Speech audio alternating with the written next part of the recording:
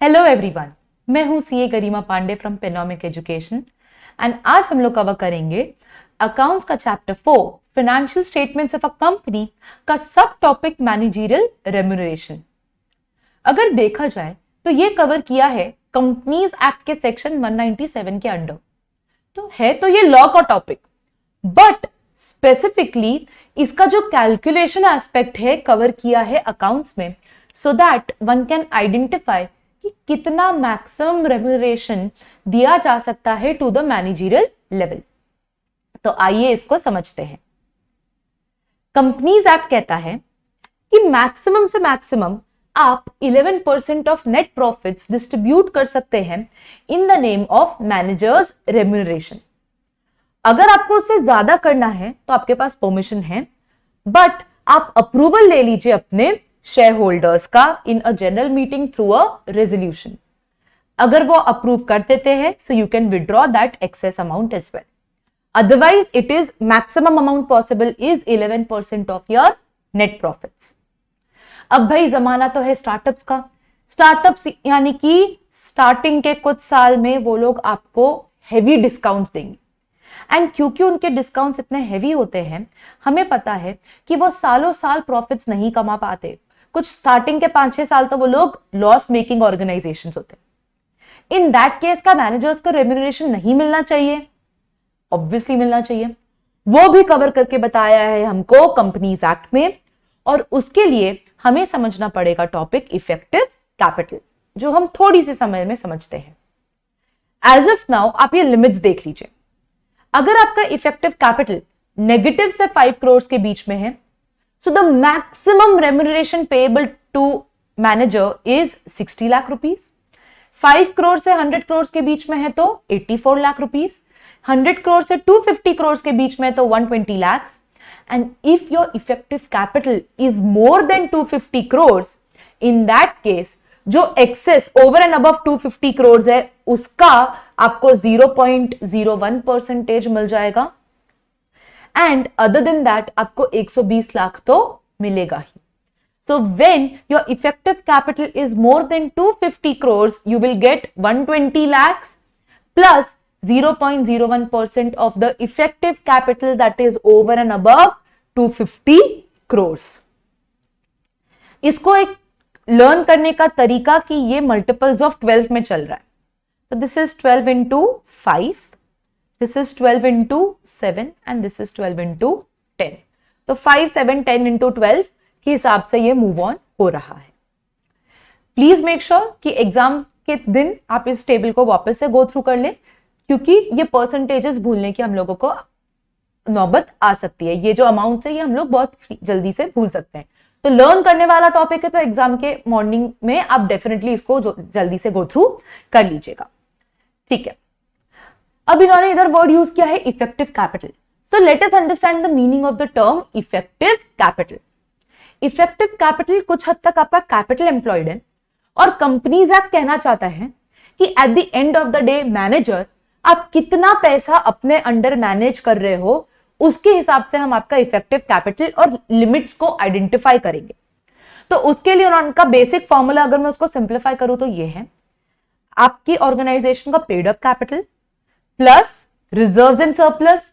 But reserve and surplus में हम लोग रीवैल्यूएशन रिजर्व कंसिडर नहीं करेंगे, that is fluctuation in the value of fixed asset को कंसिडर नहीं किया जाएगा, वो आप मैनेज नहीं कर रहे हो। Then any type of long term debt that you have borrowed, and if at all you have invested your money for long term in any other organization, कोई दूसरी कंपनी में आपने लॉन्ग टर्म इन्वेस्टमेंट किया है तो उसको आप please reduce कर लो, क्योंकि वो आप नहीं मैनेज कर रहे, वो दूसरी कंपनी मैनेज कर रही है, तो वो कंसिडर नहीं किया जाएगा इन योर इफेक्टिव कैपिटल। एक बार हम लोग मॉड्यूल की भी लैंग्वेज देख लेते हैं, लॉ की लैंग्वेज भी देख लेते हैं with respect to effective capital. So इन्होंने कहा है it is aggregate of paid up share capital excluding share application money. Application money है, अगर वो कन्वर्ट नहीं हुआ है, अलॉट नहीं हुआ है, तो ऑब्वियसली उसको कंसिडर नहीं करते पेड अप शेयर कैपिटल में हम लोग। कोई भी आपने एडवांस अगर शेयर्स के अगेंस्ट आपको रिसीव हुआ है, कॉल्स इन एडवांस है, तो वो कंसिडर मत करो, that is a liability, that is not your paid up capital. अगर कोई सिक्योरिटीज प्रीमियम अकाउंट में आपका अमाउंट पड़ा है तो वो कंसिडर करो, और वो तो वैसे भी हमें कंसिडर करना ही है। क्यों? क्योंकि that is a part of reserves and surplus. Remaining reserves and surplus consider करो एक्सेप्ट रिवैल रिजर्व। कोई भी long term deposit repayable after 1 year, यानी कि long term loan, long term deposit अगर है वो कंसिडर करो। वर्किंग कैपिटल लोन मत करो कंसिडर, करेंगे भी क्यों, वो शॉर्ट टर्म होता है। ओवरड्राफ्ट मत करो कंसिडर। कोई भी बैंक गारंटी है, शॉर्ट टर्म अरेंजमेंट है, मत करो उसको consider, because it is for less than a year. This has to be reduced by aggregate of investment. आपने कोई दूसरी ऑर्गेनाइजेशन में इन्वेस्टमेंट करके रखी हुई है तो उसको प्लीज आप सब्ट्रैक्ट कर लीजिए। अक्यूमुलेटेड लॉसेस को आप अपना लेस कर दो। एंड अब हमें पता है कि as per the new companies act जो भी अक्यूमुलेटेड लॉसेस है वो भी पार्ट है रिजर्व्स एंड सरप्लस का, तो ये ऑलरेडी उधर कवर हो चुका है। Any preliminary expenses that you have not written off उसको भी आप लेस कर दीजिए। और नए कंपनीज एक्ट के अकॉर्डिंग जो न्यू शेड्यूल है वो हमें कहता ही है कि प्रिलिमिनरी एक्सपेंसेस को राइट ऑफ कर दो इन द ईयर, जिस ईयर में वो अकर किए गए हैं उसको हम over the period of 5 years set off नहीं कर सकते, राइट ऑफ नहीं कर सकते। तो एज इट इज वो पहले ही राइट ऑफ हो चुका है। So this is as per the old act. अब वैसे भी ये कंसिडर नहीं किया जाता है, रिजर्व्स एंड सरप्लस में उसका इफेक्ट आ चुका है। एक चीज with respect to investment company is कि इन्वेस्टमेंट कंपनी का काम है कि अपना पैसा दूसरी ऑर्गेनाइजेशंस में लगाइए, तो इन दैट केस वो डिडक्ट नहीं किया जाएगा in order to identify effective capital. क्यों? क्योंकि आपका काम ही है कि जो भी पैसा है उसको दूसरी कंपनीज में लगा लीजिए। So keep in mind that when we talk about investment companies, any long term investment is not to be subtracted. ठीक है, इसको और अच्छे से समझने के लिए एक क्वेश्चन सॉल्व करते हैं। The following is the balance sheet of X Limited, which is authorized capital दिया है। Authorized capital is never a part of paid up capital, तो उसको इग्नोर करते हैं। आगे हमें बताया है issued and subscribed capital, उसमें preference shares है। Preference shares, yes, it is a part of paid up capital, so we'll consider 15 lakh rupees. We will consider equity share capital of 96 lakh rupees. Share suspense account क्या है आगे देखते हैं question में। Capital reserves बोला है 1,95,000 के, जिसमें से 150 तो रीवैल्यूएशन रिजर्व है, तो इसमें से सिर्फ 45,000 ही कंसिडर किया जाएगा। सिक्योरिटीज प्रीमियम हाँ हम कंसिडर करेंगे 50,000 का। फर्दर सिक्योर्ड लोन्स में हम लोग को बोला है 15% debentures. Debentures is a long term loan, you will have to consider 65 lakh of long term debt. Unsecured loan में मेरे पास पब्लिक डिपॉजिट है। Public deposit is generally for more than a year, तो यस वी विल कंसिडर 3,70,000। अब public deposit unsecured है, उससे कोई फर्क नहीं पड़ता। At the end of the day it is a part of long term debt. Cash credit, cash credit इधर बोल भी दिया गया है कि शॉर्ट टर्म है, it is not to be considered for calculating your effective capital. Trade payable भी short term होता है, इग्नोर करिए। असेट हम लोग को बोल दिया गया है इन्वेस्टमेंट इन शेयर्स, डिबेंचर्स 75 लाख के हैं। हाँ, कोई भी नॉर्मल कंपनी इस 75 लाख को सब्ट्रैक्ट कर देगी to identify the effective capital की मैनेजर्स कितना कैपिटल अपना खुद से मैनेज कर रहे हैं। और बोला गया है प्रॉफिट एंड लॉस में डेबिट बैलेंस है, तो yes even that will be subtracted. 15,25,000 will be subtracted.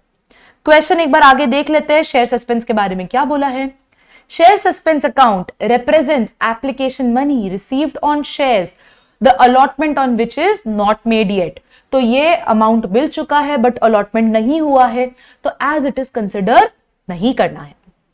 We are required to compute effective capital as per the provisions of Schedule 5. Would your answer differ if X Limited is an investment company? So अगर एक normal company होती, investment company नहीं होती, तो इस हिसाब से हमारा कैलकुलेशन आ जाता।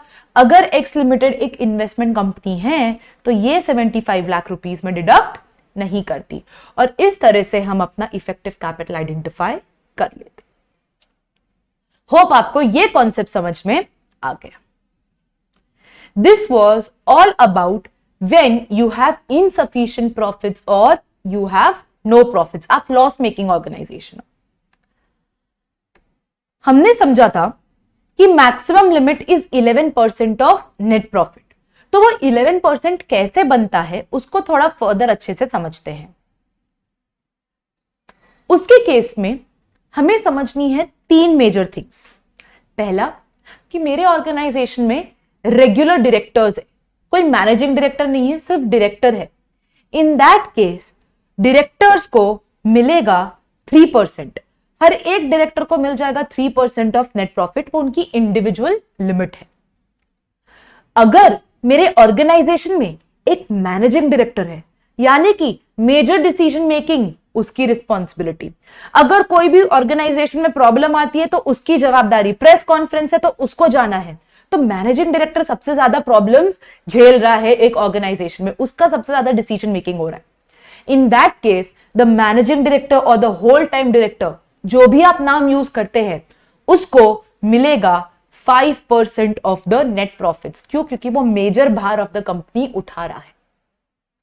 एंड अगर मैनेजिंग डायरेक्टर्स है तो बाकी डायरेक्टर्स की रिस्पॉन्सिबिलिटी थोड़ी कम हो जा रही है। तो in that case the other individual directors will get 1% of the net profits. So if there is no managing director, सारे डायरेक्टर्स को मिल जाएगा 3% इंडिविजुअल लिमिट।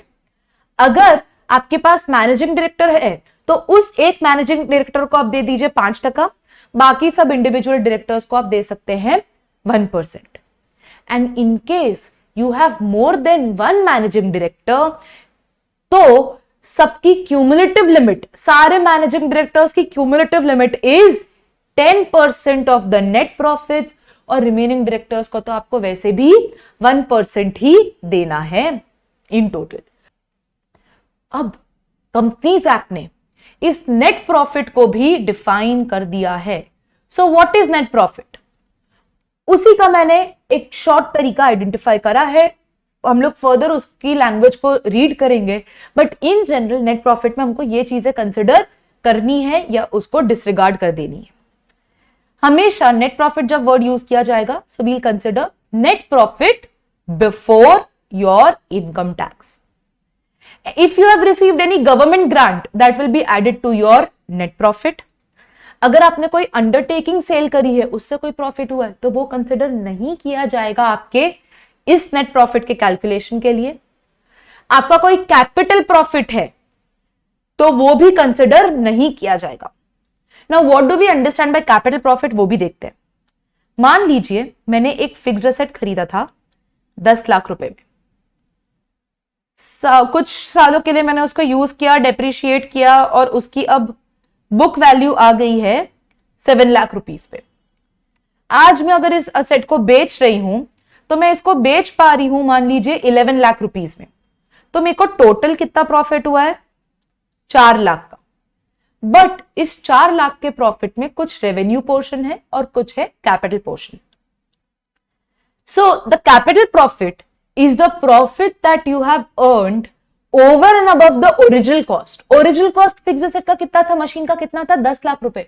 उसको मैंने बेचा 11 लाख में, तो 1 लाख रुपए तो मुझे उसके ओरिजिनल कॉस्ट से भी ओवर एंड अबव मिल गए। So that becomes my capital profit, and बाकी 3 लाख रुपए कंसिडर किए जाएंगे as a part of revenue profit. So when I calculate my net profit for managerial remuneration, I will ignore this 1 lakh rupees capital profit. Then if you have done any revaluation reserve, वो consider नहीं किया जाएगा as a part of net profit. Revaluation reserve आपने accounting standards में पढ़ा होगा, upward revaluation, downward revaluation, तो ये उसी की बात की जा रही है। So more or less अगर उसका जिस्ट देखें कुछ हद तक ये बनता है। अब कंपनी एक्ट में क्या थोड़ा बहुत उसको अच्छे से डिफाइन किया गया है, उसको जल्दी से गो थ्रू कर लेते हैं। We will consider any bounty subsidies. Bounty subsidies क्या? गवर्नमेंट ग्रांट बेसिकली अगर मिला है तो उसको आप कंसिडर कर लीजिए, अनलेस सेंट्रल गवर्नमेंट ने बोल दिया कि भाई उसको कंसिडर नहीं करना है नेट प्रॉफिट के कैलकुलेशन के लिए, ठीक है, जाने दीजिए उसको। फिर credit should not be considered, हम लोग ये सब चीजें कंसिडर नहीं करेंगे। Profit by way of premium on shares और डिबेंचर्स, अरे वो तो कभी भी पीएनएल के थ्रू रूट ही नहीं होता, वो तो डायरेक्टली चला जाता है सिक्योरिटीज प्रीमियम अकाउंट में, तो वो वैसे भी हम लोग के प्रॉफिट एंड लॉस का स्टेटमेंट का पार्ट ही नहीं है। इन्होंने क्यों मेंशन किया है? No logic. फिर उन्होंने बोला है अगर आपने फोरफिटेड शेयर्स में कुछ भी सेल करके प्रॉफिट कमाया है तो उसको मत कंसिडर करो, वो वैसे भी मेरा कैपिटल प्रॉफिट है, जाता है कैपिटल रिजर्व में, उसको पीएनएल के थ्रू मैं रूट करती ही नहीं हूं तो कैसे कंसिडर कर लूंगी। प्रॉफिट्स जो कैपिटल नेचर के हैं, सेल ऑफ अंडरटेकिंग वाला कोई पार्ट है तो उसको भी कंसिडर नहीं करना है। ये सब चीजें हमें डिडक्ट कर देनी है एंड जनरली इस पे पीएनएल आइटम्स की बात की जाएगी। ऑल यूजुअल वर्किंग चार्जेस, तो जो भी पीएनएल में हम लोग के डिडक्ट होते हैं खर्चे, वो डिडक्ट कर लो। फिर इधर वर्ड यूज किया है directors remuneration. The law has mistakenly use the word remuneration, they mean over here the term fee. तो डायरेक्टर को अगर कोई सिटिंग फीस दी जा रही है तो उसको हमें डिडक्ट कर लेना है। रेम्यूनरेशन क्यों नहीं? क्योंकि हम वही आइडेंटिफाई करें कि अरे उनको कितना रेम्यूनरेशन देना है, तो ऑब्वियसली वो डिडक्ट नहीं होगा। देन कोई भी बोनस अगर हमने स्टाफ को दिया हुआ है, टेक्नीशियन को दिया है, वो आप कंसिडर कर लीजिए, वो आप सब्ट्रैक्ट कर लेंगे। कुछ सेंट्रल गवर्नमेंट ने टैक्स नोटिफाई किया है, कुछ एबनॉर्मल प्रॉफिट्स अगर हम लोग को बोले हैं और बोले हैं कि भाई इसको हमें डिडक्ट करना है एक्सेस, ये नॉर्मल इनकम टैक्स नहीं है, ये कोई स्पेशल टैक्स है, अगर वो कोई स्पेशल टैक्स की बात की जा रही है तो उसको हम लोग डिडक्ट कर लेंगे in order to calculate our net profits. Interest on debentures, वो वैसे भी फाइनेंस कॉस्ट का पार्ट होता है, डिडक्ट कर लेंगे। कोई भी लोन के अगेंस्ट हम लोग ने अगर खर्चे बेयर करे, इंटरेस्ट बेयर करे, वो भी लेस करेंगे, करते ही है। अनसिक्योर्ड लोन, जो किसी भी टाइप का लोन हो भाई, उस पर इंटरेस्ट हम लोग को डिडक्ट कर देना है। रिपेयर्स है, अगर वो रिपेयर्स रेवेन्यू नेचर के हैं तो उसको डिडक्ट कर दो, वैसे भी वो हमारे पीएनएल में ही रिकॉर्ड किए जाते हैं। Inclusive contributions made under section 181, this is basically charitable institutes को जो हम लोग अमाउंट कंट्रीब्यूट करते हैं तो वो डिडक्ट कर लेंगे। ठीक है, ये इंपॉर्टेंट है। Depreciation under section 123 of the act. So basically depreciation आप इधर डिडक्ट कर सकते हैं, but not as per the income tax act, but as per the companies act. फिर ऐसा कोई खर्चा अगर हम लोगों ने पिछले सालों में रिकॉर्ड नहीं किया बट इस एक्ट के पर्पस के लिए हम लोग को उसको सब्ट्रैक्ट करने की रिक्वायरमेंट है तो वो कंसिडर कर लेंगे। कोई भी हमने कंपेंसेशन डैमेजेस पे करे हैं, लीगल लायबिलिटी पे करी है, ब्रीच ऑफ कॉन्ट्रैक्ट हुआ है तो उसको भी डिडक्ट करने की परमिशन है हमको to identify my net profits. Insurance हम लोग डिडक्ट कर सकते हैं, वैसे भी हम लोग पीएनएल में वो कंसिडर करते ही है। बैड डेट अगर आपने कोई राइट ऑफ किया है वो कंसिडर कर लो। तो मेजरली यही क्रक्स आता है कि वो कुछ चीजें जो आपको ऊपर बताई गई थी, जैसे कि बाउंटीज, उसको हम लोग को ऐड करना है, जैसे कि कैपिटल प्रॉफिट्स, उसको हम लोग कंसिडर नहीं करेंगे। उसके अलावा जो खर्चे हम लोग डिडक्ट करते ही है पीएनएल में, उन्हीं के बारे में कहा गया है मोर और less. Then they are talking about ये सब खर्चे हम लोग डिडक्ट नहीं कर सकते। इनकम टैक्स, तो वैसे भी मैंने बोला था हम लोग को क्या कंसिडर करना है, नेट प्रॉफिट बिफोर टैक्स। तो इनकम टैक्स तो डिडक्ट कैसे करेंगे एनपीबीटी में। कोई भी super tax payable by the company, income tax के अंडर अगर कुछ सरचार्ज वर्चार्ज है तो वो भी कंसिडर मत करो। कोई कॉम्पेंसेशन डैमेजेस पेमेंट अगर हमने वॉलंटरीली ज्यादा पे कर दिया है हमारे लायबिलिटी से, पर कोई क्यों लायबिलिटी से ज्यादा पेमेंट करेगा, अगर बाई चांस आपने कर दिया तो वो आप डिडक्ट मत करिए। कोई भी कैपिटल नेचर का लॉस, प्रॉफिट नहीं कंसिडर किया तो लॉस कैसे कंसिडर करेंगे। एंड अगर आपने कोई भी रीवैल्यूएशन किया है, तो वो कंसिडर, उसका प्रॉफिट या लॉस कंसिडर मत करिए। वो रीवैल्यूएशन रिजर्व में जाता है। मैंने बोला ही था स्टार्टिंग में कि it is not to be considered as a part of net profit for calculation of managers remuneration. वापस से इसको अंडरस्टैंड करने के लिए एक इलस्ट्रेशन गो थ्रू करते हैं। ये मॉड्यूल का ही इलस्ट्रेशन है, इलस्ट्रेशन नंबर 3। मुद्रा limited gives the following information in the year ended 31 March. Gross profit, ध्यान से देखिए, ये ग्रॉस प्रॉफिट है, नेट प्रॉफिट नहीं है। तो अभी मेरे पीएनएल के खर्चे रिकॉर्ड होने बाकी है, मुझे अब सारे पीएनएल के खर्चे रिकॉर्ड करने होंगे to calculate my net profit before tax. Subsidies receive from government, क्या मुझे कंसिडर करना चाहिए सब्सिडीज को? हाँ, हमने समझा था subsidies receive from government is to be added. Administrative selling distribution खर्चे, ये मेरे नॉर्मल वर्किंग खर्चे हैं, इसको मैं सब्ट्रैक्ट करूंगी अपने अपने में ग्रॉस प्रॉफिट से। Directors fee is to be subtracted. उधर वर्ड डायरेक्टर्स रेम्यूनरेशन था, बट मैंने आपको कट करके बोला था कि it is actually directors fee, so this has to be subtracted. Interest on debentures, yes it will be subtracted. Managerial remuneration, अरे यही तो मैं ढूंढ रही हूं, इसी को ढूंढने के लिए मैं प्रॉफिट आइडेंटिफाई करना चाहती हूं, so we will not consider managers remuneration. Then depreciation, this depreciation as per companies act और इनकम टैक्स एक्ट, वो अभी देखते हैं इन्होंने क्या रिकॉर्ड किया है बाद में। प्रोविजन फॉर टैक्सेशन, मुझे लेना है नेट प्रॉफिट बिफोर टैक्स, तो पीबीटी प्रॉफिट बिफोर टैक्स में मेरा provision for taxation won't be considered, इसको हम कंसिडर नहीं करेंगे। Transfer to general reserve, profit का पार्ट नहीं है, नेट प्रॉफिट का पार्ट नहीं है, तो वो कंसिडर नहीं किया जाएगा। Investment revaluation reserve, fair value किया है मैंने इन्वेस्टमेंट्स को, तो वो कंसिडर नहीं होगा। Depreciation on property plant and equipment as per schedule 3 of companies act was, companies act के अकॉर्डिंग मेरा खर्चा बोला है 5,75,000, तो ये वाला अमाउंट डेप्रीसिएशन का मैं कंसिडर करूंगी, ना कि the amount of 5,22,000. So this Companies Act wala depreciation will be deducted in order to identify my net profit, and that is how we will calculate our net profit. We are required to calculate the maximum limit. Maximum limit can be 11% of the net profit. आपका जो भी net profit आया उसका आप 11% consider कर लीजिए। Hope आपको समझ में आ गया है ये topic. And for more such content, please do follow us and subscribe to our channel. Thank you.